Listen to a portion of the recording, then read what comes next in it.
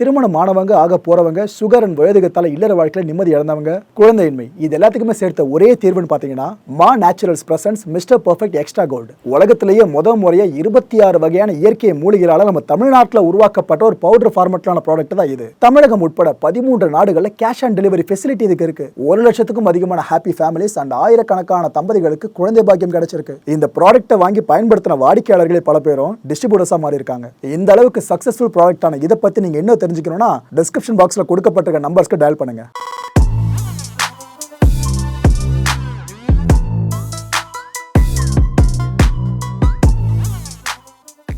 வணக்கம். Big topic with Karthik Mayakumar. இந்த ரேணுகா சாமியோட கொலை வழக்கு சார்ந்து நம்ம பேசிய ரொம்ப நாள் ஆயிடுச்சுல்ல. சரி, இடையில எதுவுமே பெருசாக அப்டேட் வரல, வந்தா பேசுவோம் தான் வெயிட் பண்ணிட்டு இருந்தேன். ஆனால் இப்போ வந்திருக்கு பாருங்க ஒரு அப்டேட்டு, யாரும் நினச்சி பார்த்துருக்கவே மாட்டோம். இது போல் இது ஒரு விஷயம் நடக்கும்னு அவுட் ஆஃப் சிலபலாக இருக்குங்க. இப்போ வந்திருக்க அப்டேட்டு, ஜெயிலுக்குள்ளே உங்களை அடைச்சிருக்காங்கன்னா, அதுவும் சென்ட்ரல் ஜெயிலில் அடைச்சிருக்காங்கன்னா உங்கள் நிலைமை அங்கே என்னவா இருக்கும்? நீங்கள் எவ்வளோ பெரிய ஹை ப்ரொஃபைலாக இருந்தாலும். புரியுதில்ல என்ன சொல்ல வரேன்னு? ஆனால் தர்ஷன் உள்ளுக்குள்ளேயே ராஜாவாக வாழ்ந்துக்கிட்டு இருக்காருன்னு காட்சியோடு இப்போ விஷயம் வெளியே வந்திருக்கு. கர்நாடகா முழுக்க மிகப்பெரிய அளவுக்கு புயலை கிளப்பியிருக்கு. இதை பற்றி தான் பல விஷயங்கள் பார்க்க போகிறோம். இடையில நிற்கிறார்ல, இவர் தான் ரேணுகா சுவாமி. இருக்கார்ல ஆக்டர் தர்ஷன், கன்னட சினிமா இண்டஸ்ட்ரியை பொறுத்த வரைக்கும் பெரிய நடிகர்களில் ஒருத்தர். இவரோட தீவிர ரசிகர் தான் இவர். இவர் என்ன பண்ணியிருக்காப்புல, என் தலைவனோட குடும்ப விஷயத்தில் நீ ஏமா வர, நீ ஒரு நடிகை தானே, அந்த வேலையை மட்டும் பார்த்துட்டு போமா, அத்தோடு சொல்லி நிறுத்தாமல் ஆபாசமாக பல வார்த்தைகளை பயன்படுத்தி இந்த கமெண்ட்டாக நிறைய போட்டு தள்ளியிருக்காப்புல. வேற யாரும் இல்லை, நடிகை பவித்ரா கவுடா அவர்கள். இவங்களை பேஸ் பண்ணி தான் இந்த மனுஷன் இவ்வளோ லீலைகளை பண்ணதாகவும், இதுக்கப்புறம் கடுப்பான பவித்ரா தர்ஷன் கிட்ட சொல்லி, அப்புறம் தர்ஷன் ஒரு டீமை, ரவுடிகள் டீமை ஃபார்ம் பண்ணி தன்னோட ரசிகரையே போட்டு தள்ளதாகவும் தான் குற்றச்சாட்டு. இப்போ வரைக்கும் நிரூபிக்கப்படலை குற்றச்சாட்டு. இந்த வழக்கு இப்போ வரைக்கும் பெருசாக போய்கிட்டு இருக்குங்க. இதில் தர்ஷன், பவித்ரா உட்பட 17 பேரை அரெஸ்ட் பண்ணியிருக்காங்க. இவங்ககிட்ட விசாரணை இன்னும் கண்டக்ட் பண்ணப்பட்டு தான் இருக்குது. ஆனால் இப்போ ஒரு ஃபோட்டோ ஒன்று வெளியாச்சுன்னு சொன்னால் பார்த்தீங்களா, அதை பார்க்குறப்ப விசாரணை எந்த லட்சத்தில் நடந்துகிட்ருக்கு இப்படி தான் எல்லாருக்கும் தோணும். அப்படி இருக்குது காட்சிகள்லாம். பெங்களூரில் இருக்க பரப்பன அக்ரஹாரா சென்ட்ரல் பிரிசன் இருக்குல்ல, அங்கே தான் தர்ஷன் அடைக்கப்பட்டிருக்காப்புல. இதை பார்த்தா அடைக்கப்பட்டிருக்க மாதிரி அங்கே தெரியுது உங்களுக்கு? வேறு யாரும் இல்லை, தர்ஷன் தான். கையில் கப்பு, இன்னொரு கையில் தம்மு, ஜெயிலுக்குள்ளே. ஓகேவா? இந்த கார்டன் இருக்குல்ல, இந்த ஜெயிலில் இருக்க தோட்டம் சார்ந்த அமைப்பு, அங்கே இந்த நபர்கள் கூட உட்கார்ந்து ஒரு பேசிட்டு இருக்க மாதிரி தான் இந்த ஃபோட்டோ வெளியே இருக்குது. இது யாரோ ரொம்ப தூரத்துலேருந்து எடுத்திருக்காங்க. ஆக்சுவலாக நடுவில் ஒரு கம்பி வந்துட்டு போகிற மாதிரியே இருந்துச்சு. அவங்க அந்த கம்பிகளுக்கு இந்த பக்கம் இருந்து எடுத்தாங்களா, இல்லை வேற எதுவும் டிஸ்டர்பன்ஸாக உள்ளே வந்திருக்குமான்றது இது வரைக்கும் தெரில மக்களே. ஆனால் இந்த ஒரு காட்சி தான் இப்போ ஒட்டு மொத்தமாக கர்நாடகாவில் இந்த வழக்கை பற்றி திரும்ப பேச வச்சுக்கிட்டு இருக்கு. இல்லை இன்னொரு குற்றச்சாட்டு என்னென்னா, இவர் பேசிகிட்டு இருக்க நபர்கள் இருக்காங்களே, அதில் ஒருத்தர் கேங்ஸ்டர் வர நேம் பண்ணுறாங்க. இது நம்ம தமிழ்நாட்டில் ஒன்றா பெருசாக இந்த விஷயம் பரபரப்பை கலப்பாமல் இருக்கலாம். ஆனால் கர்நாடகாவில் எப்படி இப்போ கேங்ஸ்டர் வரைக்கும் உள்ளே போயிட்டு தர்ஷனை பார்த்து இப்படி ரிலாக்ஸாக உட்காந்து பேச முடியும்? உள்ளே அவ்வளோ அதிகாரிகள் இருப்பாங்களே, என்ன பண்ணிட்டு இருந்தாங்க? அதுவும் பரப்பன சில ஹை ப்ரொஃபைல் கேஸஸாக இருந்த பல பேரை உள்ளே இருந்த ஒரு சிறைச்சாலை, அதுக்குள்ளே என்னப்பா இது போல் நடக்குதுன்ட்டு எல்லாரும் பேச ஆரம்பித்தாங்க.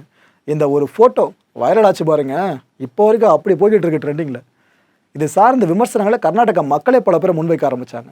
என்னென்னலாம் சொல்கிறாங்கன்னா, இதுதான் நீங்கள் விசாரணை பண்ணிட்டு இருக்க லட்சணமா அப்படின்னு கேட்குறாங்க. சென்ட்ரல் ஜெயில் எப்படி ரெசார்ட்டாக மாறுச்சு? இது போல் சாதாரண மக்களை இந்த டிராஃபிக்கில் ஏதோ ரூல்ஸ் மீறாங்கன்னு சொல்லிட்டு போலீஸ் அப்படி வளைச்சி பிடிப்பாங்க, அவங்களாம் அப்படி தேடி பிடிப்பாங்க, அவங்கள தண்டிப்பாங்க. ஆனால் இதெல்லாம் எவ்வளோ பெரிய குற்றங்க, ஏதோ ரெசார்ட் மாதிரி மாற்றி வச்சுருக்கீங்க சென்ட்ரல் பிரிசனை அப்படின்னு சில பேர் கேட்குறாங்க. தர்ஷன் அண்ட் அவங்களோட கூட்டாளிகள் இருக்காங்களே, இவங்களுக்கு யார் இப்படி கவனிப்பு பண்ண சொல்லி ஆர்டர் இஷ்யூ பண்ணது? உள்ளே இருக்க அஃபிஷியல்ஸ் எத்தனை பேர் இன்வால்வ்டு? எல்லாருக்கும் இந்த சிறப்பு வசதி கிடைக்குமாங்க? நாளைக்கு ஏதோ ஒரு தலையெழுத்து காரணமாக நானே ஒரு குற்றம் பண்ணி ஜெயிலுக்குள்ளே போகிறேன் அப்படின்னா எனக்கு இது போல் ஃபெசிலிட்டி கிடைக்குமான்னு கர்நாடகாவில் இருக்க பல பேருமே கொந்தளிச்சு பேச ஆரம்பிச்சிட்டாங்க. இந்த ஃபோட்டோவை எடுத்தது யாருன்னு இப்போ வரைக்கும் தெரியல. ஆனால் ஃபோட்டோ மட்டும் வெளியே வந்திருக்கு. அந்த நபர் யாருன்னு எத்தனை பேர் தேடுறாங்களோ, குறிப்பாக தர்ஷன் சைடில் எத்தனை பேர் தேடுறாங்களோ தெரியல. இந்த விவகாரம் சார்ந்து விசாரிக்கிறதுக்காக சிறைத்துறை டிஐஜி இருக்கார்ல, அவர் இப்போ உத்தரவு பிறப்பிச்சிட்டாரு. அப்பேற்பட்ட போஸ்ட்டில் டிஐஜி இருக்காப்புல. ஆனால் அவர் தாண்டி இந்த விஷயங்கள் நடக்குதுன்னா கீழே களை எடுப்புகளை சரியாக பண்ணலைன்னு அர்த்தம். சிசிடிவி கேமரா இருக்குல்ல, இதை இப்போ ஆய்வு பண்ண ஆரம்பிச்சிருக்காங்க. இது நடந்து முடிஞ்சிருச்சு. அவங்களோட கவனம் இல்லாமல் நடந்திருக்குமான்னு கேட்டிங்கன்னா இதை உங்ககிட்டே விட்டுடுறேன். ஆனால் சிசிடிவி கேமராஸை ஆய்வு பண்ணுறாங்களாம். சரி, ரைட்டு. சரி, இந்த ஒரு புயல் தான் பெருசாக அடிச்சிட்ருக்குன்னு நினச்சா அடுத்த ஒரு வீடியோ கால் புயல் வேறு. சிறைக்குள்ளே செல்ஃபோன் வசதி இருக்கா? சிறை கைதிகள் கையில் செல்ஃபோன் இருந்து நீங்கள் பார்த்துருப்பீங்களா? ஆனால் இப்போ என்ன நம்ம குற்றச்சாட்டு, ராஜா மரியாதை கிடைச்சிக்கிட்டு இருக்கு தர்ஷனுக்குள்ள. வீட்டில் எப்படி இருப்பாரோ அப்படிதான் உள்ளே இருந்துகிட்டு இருக்காரு. இவர் இந்த சிறைக்குள்ள இருந்தபடியே ஒரு நபர்கிட்ட வீடியோ காலில் பேசியிருக்காரு. அந்த காட்சி தான் எதுன்ற மாதிரி அந்த வீடியோ காலோட ரெக்கார்டர் இருக்குல்ல, அந்த பதிவு வேற வெளியே விட்டுருக்காங்க யாரோ. இதையும் யார் பண்ணான்னு தெரில. இப்போ வரைக்கும் பண்ணவங்களுக்கே பயம் இருக்கவங்க. நாலு பேனை வெளியே தெரிஞ்சுட்டா நாம தர்ஷன் கையில் மாட்டினா என்ன ஆகும்னு சொல்லிட்டு இது வேற இப்போ ஒரு புயலை கிளப்பி வச்சிருக்கு. விமர்சனங்களை இன்னும் அடுக்கி வச்சிருக்கு.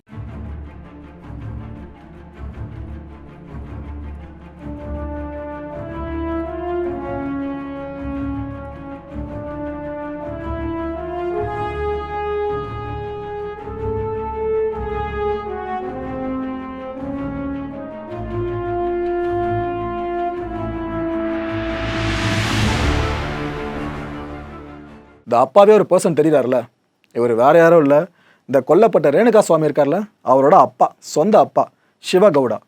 இந்த மனுஷன் கண்ணீர் வடிச்சுட்டே பேசுகிறாருங்க செய்தியாளர்கள்கிட்ட. என்ன தெரியுமா சொல்கிறாரு, ஜெயிலுக்கு போகிறதுக்கு முன்னாடி தர்ஷன் கேட்டாப்புல அதிகாரிகள்கிட்ட, இது போல் எனக்கு ஜெயில் சாப்பாடெல்லாம் உடம்புக்கு ஒத்துக்காது, எனக்கு மட்டும் வீட்டிலேருந்து சாப்பாடு கொண்டு வரதுக்கு அனுமதிங்களேன் அப்படின்னு கேட்டார். ஆனால் கோர்ட் அதுக்கு ஒத்துக்கலை, அதிகாரிகளும் ஒத்துக்கலை. இதை பார்க்குறப்ப போலீஸ் டிபார்ட்மெண்ட் மேலேயும் நீதித்துறை மேலேயும் எனக்கு அவ்வளோ பெரிய நம்பிக்கை வந்துச்சு. ஆனால் இப்போ இது போல் காட்சியை பார்த்தா என் மனசு எப்படிங்க வலிக்கும். ஏதோ ஒரு ஜாலியாக வீட்டில் இருக்க மாதிரி ரெசார்ட்டில் இருக்க மாதிரி கையில் தம்மை வச்சுக்கிட்டு ஜெயிலுக்குள்ளே இருக்காரு. இப்படி ஒரு காட்சியை பார்த்த அந்த நொடி இருக்குல்ல, நான் உடஞ்சே போயிட்டேன். இப்படிலாம் இருந்தால் எப்படிங்க எனக்கு திரும்ப நம்பிக்கை வரும் டிபார்ட்மெண்ட் மேலே அப்படின்னு கேட்குறாரு. தர்ஷன் உண்மையிலேயே ஜெயிலில் தான் இருக்காரா இல்லை வேற எங்கன்னா இருக்காரா? இது எல்லாம் பார்க்குறப்ப எனக்கு நிறைய சந்தேகங்கள் வருது. மற்ற கைதிகள் போலவே இவரை நடத்தணுமேங்க, ஆனால் இப்படி நடத்துகிற மாதிரி தெரியலையே. என் பையன் செத்துட்டான், ஆனால் தர்ஷன் மட்டும் ரெசார்ட்டில் இருக்க மாதிரி நல்லா உள்ளே ஃபன் பண்ணிட்டு இருக்கிறதா அந்த அப்பா சொல்கிறாரு. என் மகனோட ஆன்மா சாந்தி அடைய ஒரே ஒரு வழி தான் இருக்குது. அந்த வழி தர்ஷன் தண்டிக்கப்படணும். மகனை இழந்து நாங்கள் கேட்குற ஒரே ஒரு விஷயம் நீதியை மட்டும்தான் கேட்டுக்கிட்டு இருக்கோம்.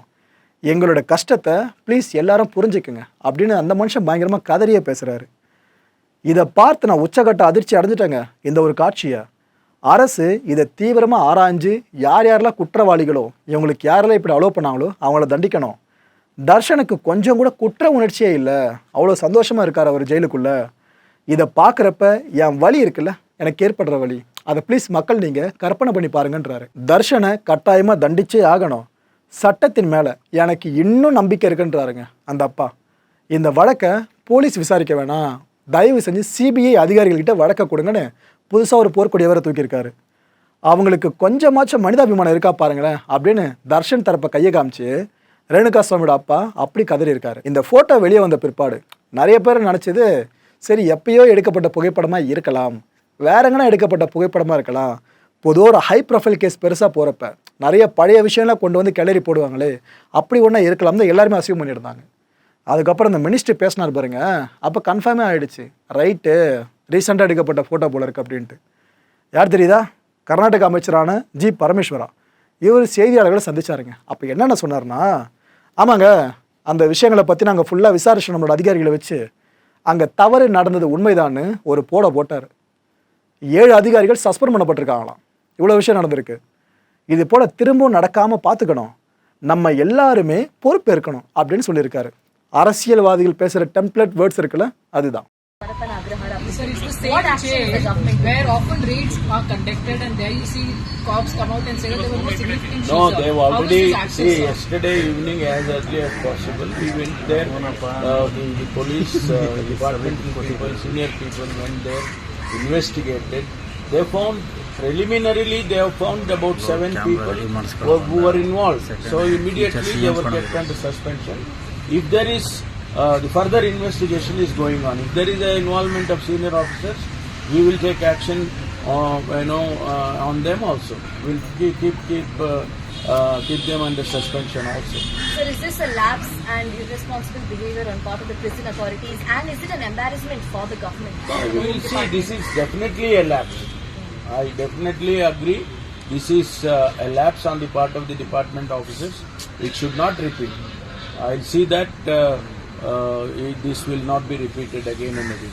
Sir, there is a huge politics that has erupted saying that the Congress government has converted Central Jail into a resort. What is this sort of a treatment that is being provided? People may say anything. We also have, let me say this, we also have some responsibility. It's not like that, people say or somebody says, we'll accept that.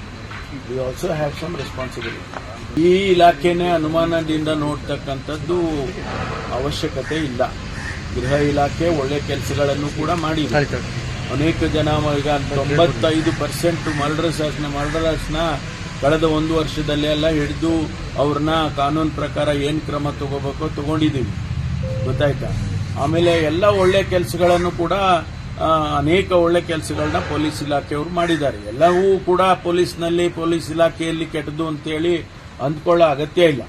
ಒಂದು ನಾನು ರಾಜ್ಯದ ಜನತೆಗೆ assurance ಕೊಡ್ತಕ್ಕಂಥದ್ದು, ನಾವು ಕಾನೂನಿನ ಚೌಕಟ್ಟಿನಲ್ಲಿ ಏನು ಕೆಲಸ ಮಾಡಬೇಕೋ ಅವ್ರು ಯಾರೇ ಇರಲಿ, ಎಷ್ಟೇ ದೊಡ್ಡವರು ಇರಲಿ, ಆ ಕೆಲಸವನ್ನ முலாஜில்தே ಮಾಡ್ತೀವಿ. மக்களே, இந்த கான்டென்ட்டை பொறுத்த வரைக்கும் நாமெல்லாம் சிந்திக்க வேண்டியது ஒரே ஒரு விஷயம்தான். சட்டம் எல்லாருக்கும் சமமாக இல்லையா? அடுத்த நிகழ்ச்சி சந்திக்கலாம். நன்றி, வணக்கம். வணக்கம் மாயம் ஸ்டுடியோஸ் நண்பர்களே. மாயம் ட்ரெண்ட்ஸ் அப்படின்ற ஒரு புதிய ஃபேஸ்புக் பேஜை ஓப்பன் பண்ணியிருக்கோம். நீங்கள் யூடியூப்பில் பார்த்துட்டு இருக்கீங்களா நம்மளோட கான்டென்ட்ஸ்லாம். இதெல்லாம் விட ஒரு படி மேலே ரொம்ப கிறிஸ்பாகவும் ரொம்ப சூப்பராகவும் நிறைய கான்டென்ட்ஸ் உங்களுக்கு இந்த பேஜில் காத்துட்ருக்குங்க. ஸோ உடனடியாக ஃபேஸ்புக் பிளாட்ஃபார்ம் போங்க, மாயம் ட்ரெண்ட்ஸ்னு டைப் பண்ணி சர்ச் பண்ணி நம்ம பேஜை ஃபாலோ பண்ணுங்கள். அப்படியே நம்ம சேனலையும் நீங்கள் சப்ஸ்கிரைப் பண்ணிட்டீங்க அப்படின்னா இன்னும் நிறைய புது கான்டென்ட்ஸை உங்களுக்காக ப்ரொடியூஸ் பண்ணி கொடுத்துக்கிட்டே இருப்பாங்க. நீங்கள் பண்ணுற ஒவ்வொரு சப்ஸ்கிரிப்ஷனும் எங்களுக்கு பெரிய மோட்டிவேஷனாக அமையும்.